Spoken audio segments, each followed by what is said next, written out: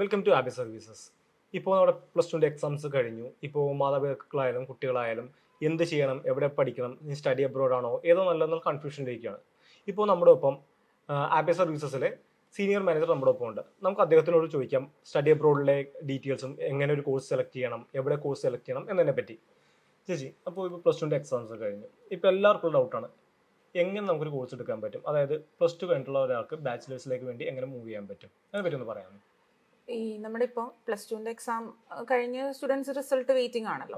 അപ്പം നമ്മളിവർ മെയിൻ ആയിട്ട് ഒരു എബ്രോഡ് എഡ്യൂക്കേഷൻ നോക്കുമ്പം ഫസ്റ്റ് ഇവർ കൺസിഡർ ചെയ്യേണ്ട കാര്യം എന്ന് പറഞ്ഞാൽ ഇവർ എന്താണ് ഇവർക്ക് ടേസ്റ്റ്, ഇവരുടെ പർട്ടിക്കുലർ പ്രിഫറൻസ് എന്താണ്. ഓരോ സ്റ്റുഡൻസിനും ഡിഫറെൻ്റ് ആയിരിക്കും അവരുടെ ഇൻട്രസ്റ്റ് എന്ന് പറയുന്നത്. ചിലവർക്ക് അക്കൗണ്ടിങ് റിലേറ്റഡ് ആയിരിക്കാം, ചിലവർക്ക് ബിസിനസ് ആയിരിക്കാം, ചിലവർക്ക് IT ആയിരിക്കാം, ചിലവർക്ക് എഞ്ചിനീയറിംഗ് ആയിരിക്കാം, ഹെൽത്ത് സെക്ടർ ആയിരിക്കാം. അപ്പം ഇവരുടെ പ്രിഫറൻസ് ഏതാന്നുള്ളതാണ് ഇവർ ഫസ്റ്റ് ഡിസൈഡ് ചെയ്യേണ്ടത്. അപ്പോൾ കുട്ടിയുടെ പ്രിഫറൻസ് ആണ് നമ്മൾ, കുട്ടിയുടെ ഇൻട്രസ്റ്റ് അല്ലെങ്കിൽ എന്താണ് അവർക്ക് താല്പര്യം, ഇതനുസരിച്ച് വേണം ഫസ്റ്റ് തന്നെ ഒരു കോഴ്സ് ചൂസ് ചെയ്യാൻ. പക്ഷെ അതിലുപരി അവർ നോക്കേണ്ട അടുത്തൊരു തിങ് എന്ന് പറഞ്ഞാൽ ഇവർ എന്ത് ബാക്ക്ഗ്രൗണ്ടിൽ നിന്നാണ് വരുന്നതെന്നും കൂടി നോക്കണം. അതായത് ഇവർ ഏത് സ്ട്രീമാണ് പ്രീവിയസ്ലി കഴിഞ്ഞിരിക്കുന്നത്. അപ്പൊ ആ ഒരു സ്ട്രീം റിലേറ്റഡ് തന്നെയുള്ള കോഴ്സ് വേണം ഇവരെപ്പോഴും ചൂസ് ചെയ്യാൻ വേണ്ടി. കോമേഴ്സ് കഴിഞ്ഞാൽ കോമേഴ്സ് റിലേറ്റഡ് കോഴ്സ്, ആർട്സ് ആണെങ്കിൽ ആർട്സ് റിലേറ്റഡ് കോഴ്സസ് എടുക്കുക. അതല്ല സ്ട്രീം ഒരിക്കലും മാറിപ്പോവാതെ ഇരിക്കാം. അടുത്തൊരു കാര്യം എന്ന് പറഞ്ഞാൽ ഇവരുടെ പെർസെൻറ്റേജ് ഓഫ് മാർക്ക് അല്ലെങ്കിൽ ഇവരുടെ മെറിറ്റ്, അക്കാഡമിക് മെറിറ്റ്, അത് എപ്പോഴും ഒരു ഇമ്പോർട്ടൻറ്റ് ഫാക്ടറാണ്. അത്യാവശ്യം നല്ല പെർസെൻറ്റേജ് ഓഫ് മാർക്കിൽ തന്നെ ഇവർ പാസ് ഔട്ട് ആയിട്ടുണ്ടായിരിക്കണം. പിന്നെ ഇപ്പോൾ ഈ എബ്രോഡ് എഡ്യൂക്കേഷൻ ആയതുകൊണ്ട് ഇപ്പോൾ IELTS, PT, TOEFL അങ്ങനെയുള്ള ഏതെങ്കിലും ഒരു എക്സാം കൂടി ഇവർ ക്രാക്ക് ചെയ്തിട്ടുണ്ടാവണം. സോ ഈ 4 പോയിന്റ്സ് ആണ് ഇവർ മെയിൻ ആയിട്ട് ഫോക്കസ് ചെയ്യേണ്ടത്. ഓക്കെ, അപ്പോൾ എനിക്ക് 2 ഡൗട്ട്. ഒന്ന്, ഫസ്റ്റത്തെ കാര്യം എന്ന് വെച്ച് കഴിഞ്ഞാൽ നമുക്ക് ഈ 2024 പ്ലസ് ടു എഴുതിയേക്കുന്ന ആൾക്കാർക്ക് പോകാൻ പറ്റുമോ? അതേപോലെ തന്നെ 2023 പ്ലസ് ടു പാസ്സായവർക്ക് ഇനിയും നമുക്ക് അപ്ലൈ ചെയ്യാനുള്ള ചാൻസസ് നമുക്കുണ്ടോ? ഓക്കെ, ഇത് 2 ക്വസ്റ്റ്യൻ. അപ്പം ഞാൻ രണ്ടും ഡിഫറെൻ്റ് ആയിട്ട് പറയാം. ഇപ്പോൾ 23 പാസ് ഔട്ട് ആയിട്ടുള്ള സ്റ്റുഡൻസ് ആണെന്നുണ്ടെങ്കിൽ സ്റ്റിൽ അവർക്ക് പ്രോസസ്സ് ചെയ്യാൻ പറ്റുന്നത് ഈ ജൂലൈ 2024 ഈ ഇൻടേക്ക് ആണ്. സ്റ്റിൽ ആപ്ലിക്കേഷൻ ഓപ്പൺ ആണ്, അവർക്ക് പ്രോസസ്സ് ചെയ്തിട്ട് ഈസി ആയിട്ട് ചെയ്യാവുന്നതേ ഉള്ളൂ. പക്ഷേ 2024 ജൂലൈ കഴിഞ്ഞാൽ അവർക്ക് പ്രോസസ്സ് ചെയ്യാൻ കുറച്ച് ബുദ്ധിമുട്ടായിരിക്കും. സോ 23 പാസ് ഔട്ട്സ് ആയുള്ള സ്റ്റുഡൻസ് ഈ ഒരു ജൂലൈ ഇൻടേക്കിൽ തന്നെ വേണം ചെയ്യാൻ വേണ്ടി. അതായത് 2023 പാസ് ഔട്ട് ആയിരിക്കുന്ന പ്ലസ് ടു സ്റ്റുഡൻസ് ഈ ജൂലൈ 2024 ജൂലൈ തന്നെ മാക്സിമം അഡ്മിഷൻ എടുക്കാൻ അവർക്ക് ബുദ്ധിമുട്ടായിരിക്കും. സ്റ്റിൽ ഞാൻ ഈ പറയുന്ന പോലെ യൂണിവേഴ്സിറ്റിയുടെ എല്ലാം ആപ്ലിക്കേഷൻ ഓപ്പൺ ആണ്. ഓൾമോസ്റ്റ് എല്ലാ യൂണിവേഴ്സിറ്റി ഓപ്പൺ ആണ്. നമുക്ക് പ്രോസസ് ചെയ്ത് ഈസി ആയിട്ട് പോകാവുന്നതേ ഉള്ളൂ. നെക്സ്റ്റ് ക്വസ്റ്റ്യൻ ചോദിച്ചിരുന്നത് 24 പാസ് ഔട്ട് സ്റ്റുഡൻസിന്. 24 പാസ് ഔട്ട് സ്റ്റുഡൻസ് അവർ റിസൾട്ട് വെയിറ്റിംഗ് ആണ്. അപ്പൊ നമുക്ക് വേണമെങ്കിൽ അവർക്ക് ജൂലൈയിലേക്ക് ട്രൈ ചെയ്ത് നോക്കാം. പക്ഷെ അത് കുറച്ച് ടൈം കുറവാണ്, എന്നാലും നമുക്ക് സ്റ്റിൽ ട്രൈ ചെയ്യാം. പിന്നെ അത് കൂടാതെ അവർക്ക് കറക്റ്റ് ആപ്റ്റ് ആയിട്ട് ചെയ്യാൻ പറ്റുന്നത് 2025 ഫെബ്രുവരി ഇൻടേക്ക് ആണ്. ഓക്കെ, ആ ഇൻടേക്ക് ആണെങ്കിൽ അവർക്ക് കുറച്ചും കൂടി ടൈം ഉണ്ടാവും അതിനകത്ത്. അപ്പോൾ അവർക്ക് കുറച്ചും കൂടി ഈസി ആയിട്ട് അതിൽ ചെയ്തെടുക്കാൻ പറ്റും. ഓക്കെ, അപ്പോൾ അതേപോലെ തന്നെ ഇപ്പോൾ PT അല്ലെങ്കിൽ IELTS പറ്റി പറഞ്ഞു. ഇപ്പോൾ ഇതിന് നമുക്ക് മിനിമം റിക്വയർമെന്റ് സ്കോറും അത് എങ്ങനെ പറയുന്നത്? PT ഓരോ കോഴ്സിനും ഇതിന്റെ എൻട്രി റിക്വയർമെന്റ്സ് ഡിഫറെൻ്റ് ആയിരിക്കും. ഇപ്പോൾ ബാച്ചിലേഴ്സ് നോക്കുന്ന ഒരു സ്റ്റുഡൻസിനെ സംബന്ധിച്ചിടത്തോളം IELTS ആണെന്നുണ്ടെങ്കിൽ ഓവറോൾ 6, ഇൻഡിവിജ്വൽ 6 ആണ് റിക്വയർമെൻ്റ് ആയിട്ട് വരുന്നത്. അത് നേരെ PTയിലേക്ക് വരുമ്പോഴത്തേക്കും ഓവറോൾ 50, ഇൻഡിവിജ്വൽ 50 വരും. ഓക്കെ, ഇനി നമുക്ക് മാസ്റ്റേഴ്സിലേക്ക് പോകുന്ന സ്റ്റുഡൻസ് ആണെന്നുണ്ടെങ്കിൽ IELTS വരുമ്പം ഓവറോൾ 6.5, ഇൻഡിവിജ്വൽ 6 ആയിരിക്കും വേണ്ടത്. നേരെ അത് PTയിലേക്ക് അതിൻ്റെ കൺവേർഷൻ നോക്കുമ്പോഴത്തേക്കും ഓവറോൾ 58, ഇൻഡിവിജ്വൽ 50. പിന്നെ ഈ പറയുന്ന പോലെ ഓരോ കോഴ്സിലും വ്യത്യാസം വരും. ചില കോഴ്സസിന് ഹയർ എൻട്രി റിക്വയർമെന്റ്സ് ആണ്, അതനുസരിച്ച് ഇതിൽ ചെറിയ ചെറിയ വേരിയേഷൻസ് വരും. സോ നമ്മൾ സെലക്ട് ചെയ്യുന്ന യൂണിവേഴ്സിറ്റി പ്ലസ് നമ്മൾ എടുക്കുന്ന കോഴ്സ് അനുസരിച്ച് ചെറിയ വ്യത്യാസങ്ങൾ ഇതിലും വരാം. ഓക്കെ, ഇപ്പോൾ നമ്മൾ ഇതേപോലെ പറഞ്ഞു. ഇപ്പോൾ ചേച്ചിയുടെ അഭിപ്രായത്തിൽ നമ്മൾ ഏതൊരു കൺട്രി ചൂസ് ചെയ്യുന്നതായിരിക്കും ഏറ്റവും ബെറ്റർ?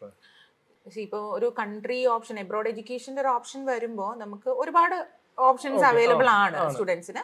പക്ഷെ എൻ്റെ ഒരു ഒപ്പീനിയനിൽ നമുക്ക് ഏറ്റവും ഫേവറബിൾ ആയിട്ട് സ്റ്റുഡൻസിന് ഏറ്റവും ഫേവറബിൾ ആയിട്ടുള്ള ഒരു കൺട്രി എന്ന് പറയുന്നത് ഓസ്ട്രേലിയ ആണ്. ഓസ്ട്രേലിയ ഇപ്പം ഞാൻ പറയുന്ന പോലെ നമുക്ക് സ്റ്റേ ബാക്ക് ആണെങ്കിലും, അതായത് പോസ്റ്റ് സ്റ്റഡി വർക്ക് റൈറ്റ് ആണെങ്കിലും എല്ലാം കൊണ്ടും സ്റ്റുഡൻസിന് ഭയങ്കര അനുകൂലമായിട്ടുള്ള ഒരു കൺട്രിയാണ് ഓസ്ട്രേലിയ എന്ന് പറയുന്നത്. സോ ഓസ്ട്രേലിയ എപ്പോഴും ബെറ്റർ ഒരു ചോയ്സ് ആയിരിക്കും. ബാച്ചിലേഴ്സിന് പോകുന്ന സ്റ്റുഡൻസിന് എത്ര വർഷം വരെ നമുക്ക് സ്റ്റേ ബാക്ക് കിട്ടുന്നുണ്ട്, PSW കിട്ടുന്നുണ്ട്? സോ ബാച്ചിലേഴ്സിന് പോകുന്ന സ്റ്റുഡൻസിന് നമുക്ക് മാക്സിമം 4 ഇയേഴ്സ് വരെയുള്ള പോസ്റ്റ് സ്റ്റഡി വർക്ക് വിസ ഇവർക്ക് കിട്ടുന്നുണ്ട്. മാസ്റ്റേഴ്സ് ആണെന്നുണ്ടെങ്കിൽ അത് 5 ഇയേഴ്സ് വരെയുള്ള ഓപ്ഷൻസ് അവൈലബിൾ ആണ്. മാസ്റ്റേഴ്സ് ആണെങ്കിൽ 5 years വരെ, അതേപോലെ ബാച്ചിലേഴ്സ് ബാച്ചിലേഴ്സ് ആണെങ്കിൽ ആണെങ്കിൽ 4 years ഇയേഴ്സ് അപ് വരെ ടു 4 ഇയേഴ്സ് വരെ അവൈലബിൾ ആണ്. അവൈലബിൾ. Yes. ഓക്കെ, നമ്മളൊരു കൺട്രി ഫൈനലൈസ് ചെയ്തു, പിന്നെ നമുക്ക് ബാക്കിയുള്ള എന്താ പറയുക അടിസ്ഥാന യോഗ്യതകളൊക്കെ നമ്മൾ നേടിയിട്ടുണ്ട്.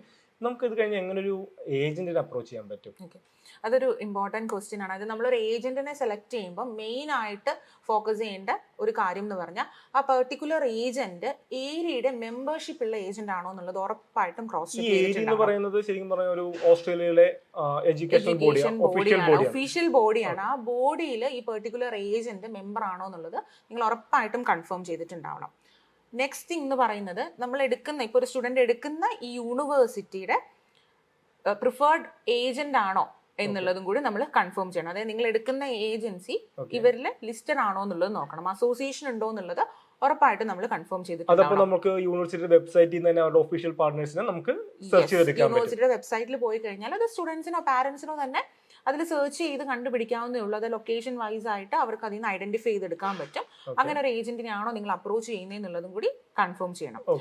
അടുത്ത പാർട്ട് എന്ന് പറയുന്നത് ഈ ഒരു പെർട്ടിക്കുലർ ഏജന്റിന് എത്ര ഇയേഴ്സ് ഓഫ് എക്സ്പീരിയൻസ് ഉണ്ട് എന്നുള്ളതും കൂടി നമ്മൾ നോക്കണം. അതൊരു ഇമ്പോർട്ടന്റ് ഫാക്ടറാണ്. ഇവർ എത്ര നാളായി ഈ ഇൻഡസ്ട്രിയിൽ, എത്ര ഇയേഴ്സിന്റെ എക്സ്പീരിയൻസ് ഉണ്ട് ഇവർക്ക് എന്നുള്ളത് ഉറപ്പായിട്ടും കൺഫേം ചെയ്യണം. പിന്നെ ഉള്ളത് ആ ഒരു ഏജന്റിന്റെ വിസ സക്സസ് റേറ്റ് ആണ്. ഓക്കെ, ഇവർക്ക് എത്രത്തോളം വിസ സക്സസ് റേറ്റ് ഉണ്ട് എന്നുള്ളതും ഉറപ്പായിട്ടും സ്റ്റുഡൻസും പാരന്റ്സും നോക്കണം. അതും ഒരു ഇമ്പോർട്ടന്റ് ഫാക്ടറാണ്. പിന്നെ ഇവർക്ക് നോക്കാൻ പറ്റുന്ന വേറൊരു തിങ് എന്ന് പറയുന്നത് സ്റ്റുഡൻസിന്റെ റിവ്യൂസ് ആണ്. ഓൾറെഡി ആ ഒരു പെർട്ടിക്കുലർ ഏജന്റ് ത്രൂ പോയ സ്റ്റുഡൻസിന്റെ ഒരുപാട് റിവ്യൂസ് അവൈലബിൾ ആയിരിക്കും. ആ റിവ്യൂസും ഇവർ ക്രോസ് ചെക്ക് ചെയ്ത് നോക്കാം.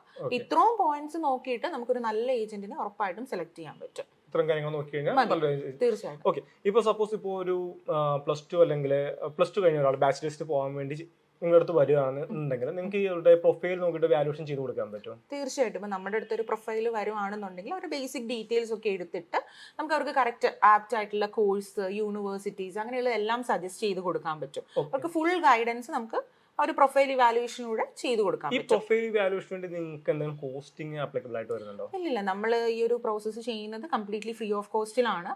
നമ്മുടെ അടുത്തൊരു സ്റ്റുഡന്റ് വരികയാണെങ്കിൽ അവരെ ഇവാലുവേറ്റ് ചെയ്ത് അവർക്ക് തന്നെ പ്രോപ്പർ ഗൈഡൻസും കൗൺസിലിംഗ് എല്ലാം നമ്മൾ ഫ്രീ ഓഫ് കോസ്റ്റിലാണ് ചെയ്തു കൊടുക്കുന്നത്.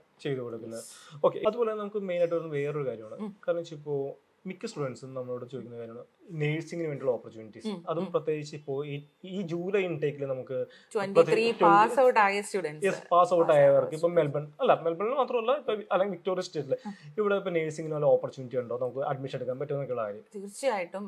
നമുക്കിപ്പോൾ 23 പാസ് ഔട്ട് സ്റ്റുഡൻസിന് വേണ്ടിയിട്ട് അവർക്ക് സ്റ്റിൽ വിക്ടോറിയ സ്റ്റേറ്റിൽ നഴ്സിംഗിന് ജൂലൈ ഓപ്ഷൻ അവൈലബിൾ ആണ്. ആപ്ലിക്കേഷൻ സ്റ്റിൽ ഓപ്പൺ ആണ്. അതിന്റെ പ്രോസസ്സിംഗ് ചെയ്യാം, നമുക്ക് ചെയ്ത് കൊടുക്കാം. ഒരു ആണെങ്കിലും ഇപ്പോ അപ്ലൈ ചെയ്ത് കഴിഞ്ഞാൽ അവർക്ക് ഈ ജൂലൈയിൽ തന്നെ 24 ഇൻടേക്കിൽ നമുക്ക് അഡ്മിഷൻ എടുത്ത് പ്രോസസ്സ് ചെയ്യാൻ പറ്റും. ഓക്കെ. അപ്പോൾ താങ്ക്സ് ചേച്ചി. അപ്പോൾ നിങ്ങൾക്ക് ഇനി എന്തെങ്കിലും ഈ സ്റ്റഡി അബ്രോഡോ അല്ലെങ്കിൽ സ്റ്റഡി ഇൻ ഓസ്ട്രേലിയ റിലേറ്റ് ചെയ്ത ഡൗട്ട്സ് ഉണ്ടെന്നുണ്ടെങ്കിൽ ഞങ്ങൾ താഴെ കൊടുത്തിരിക്കുന്ന കോൺടാക്ട് ഡീറ്റെയിൽസ് നിങ്ങൾക്ക് കോൺടാക്ട് ചെയ്യുന്നതാണ്. അതിൻ്റെ ഒപ്പം തന്നെ നിങ്ങൾക്ക് മറ്റെന്തെങ്കിലും ഡൗട്ട്സ് ഉണ്ടെന്നുണ്ടെങ്കിൽ നിങ്ങൾക്ക് കമൻറ്റ് ചെയ്യാം. ആ കമൻറ്റ് ചെയ്യുന്ന ടോപ്പിക്കിനെ റിലേറ്റ് ചെയ്തുള്ള വീഡിയോസ് ഞങ്ങൾ അടുത്ത പ്രാവശ്യം ചെയ്യുന്നതായിരിക്കും.